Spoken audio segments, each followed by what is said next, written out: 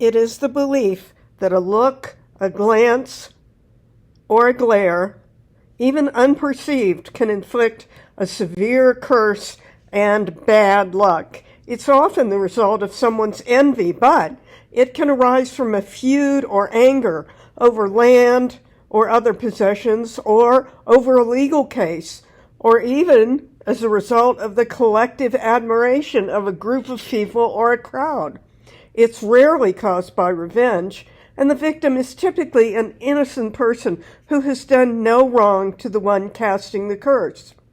Of course, I'm talking about the evil eye, an ancient cross-cultural superstition that a malevolent glare, even from a stranger, can cause misfortune, illness, or injury to its victim, or family, or animals, or property.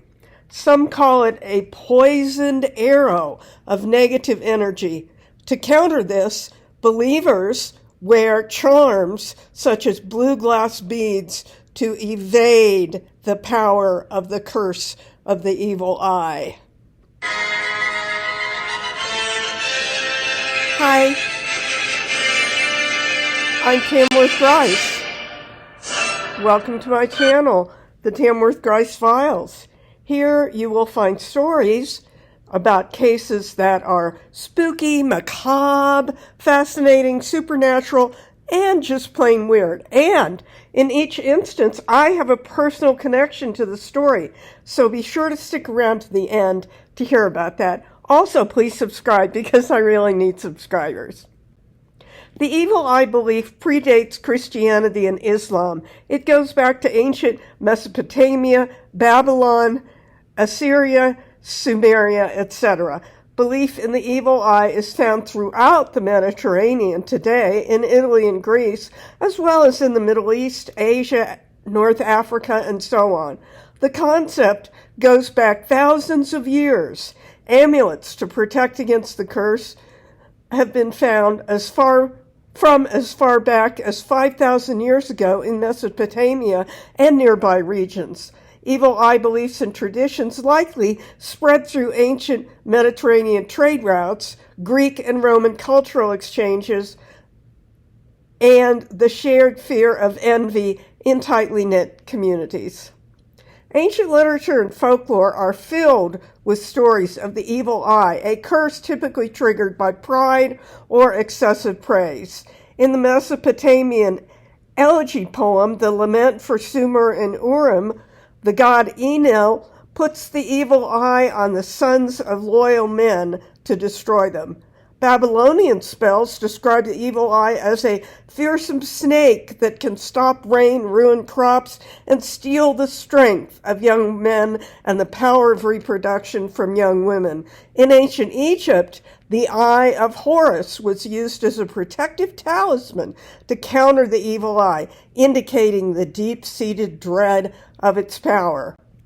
Sumerian clay tablets in cuneiform writing from around 3000 BC contain prayers specifically intended to ward off the evil eye, a malevolent gaze believed to cause storms and personal ruin.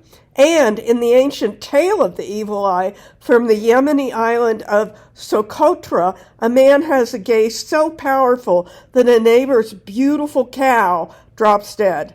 The villagers debate whether to kill him or, quote, rip out his evil eye, unquote, before ultimately banishing him.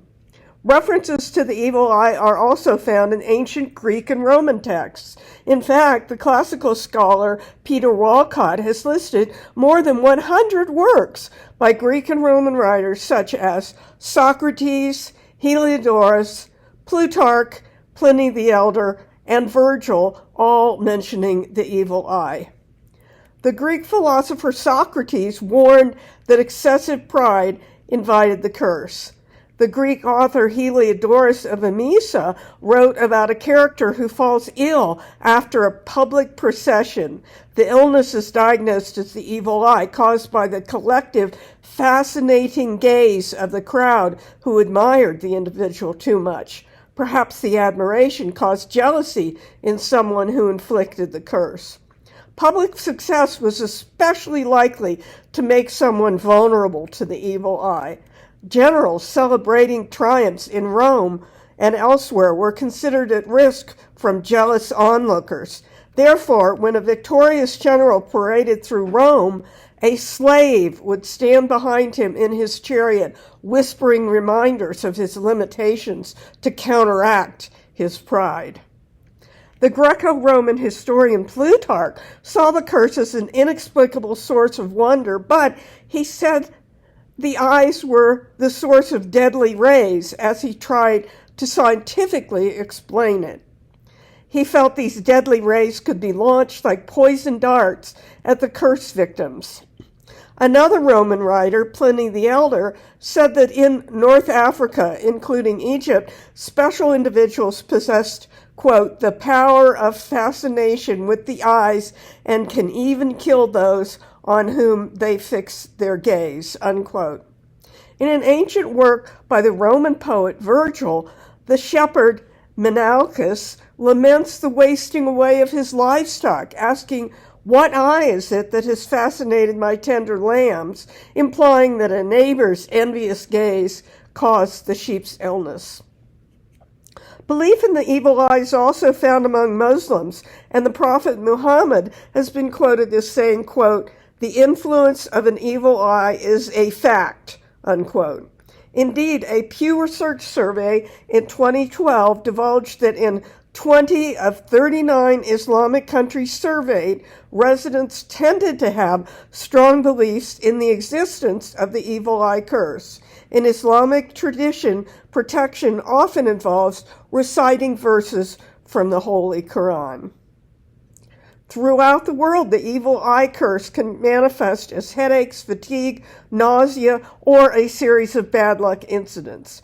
Children and infants are supposedly the most vulnerable. Thus, today even, Greek mothers may spit or pretend to spit on their children, giving the impression that they don't value them to protect them from envy by others and from the evil eye. Their ancient Greek predecessors would even sometimes dress boys as girls to avert the evil eye, in a culture that valued male children rather than females as potential soldiers. In Italy today, there's a custom to detect and remove the evil eye, or malocchio in Italian, or maloik in Italian American, that involves dripping olive oil into a plate or bowl of water and studying the pattern it makes. If the oil stays in round droplets, there is no curse. If the oil spreads, breaks apart, or forms irregular shapes, the evil eye curse is present. If the oil disperses widely, the evil eye curse is not just present, but strong. Once it is detected, the way to dispel it varies by region throughout Italy and Sicily, but typically Catholic prayers, often invoking the Virgin Mary or saints special to the cursed victim, are repeated to banish any misfortune. Across the Mediterranean today, you sometimes see tiny blue, white, and black glass beads or amulets pinned to the clothing of babies and kids, or kids wearing bracelets with the blue beads. The bead looks like an eye and prevents the curse by staring back at the inflictor. Larger versions may be carried or worn by adults. They can be worn as jewelry hung in cars or placed at the entrances of homes and offices. The curse can afflict both people and animals, such as sheep and cattle, for example, as suggested by the example of the shepherd in the poem by the ancient Roman writer Virgil, as well as crops, the weather, battle outcomes, etc. While the Mediterranean amulet is typically a blue bead, in the Middle East and Israel, it's often a hand-shaped gold or silver-colored piece of metal and or a red cord worn around the wrist.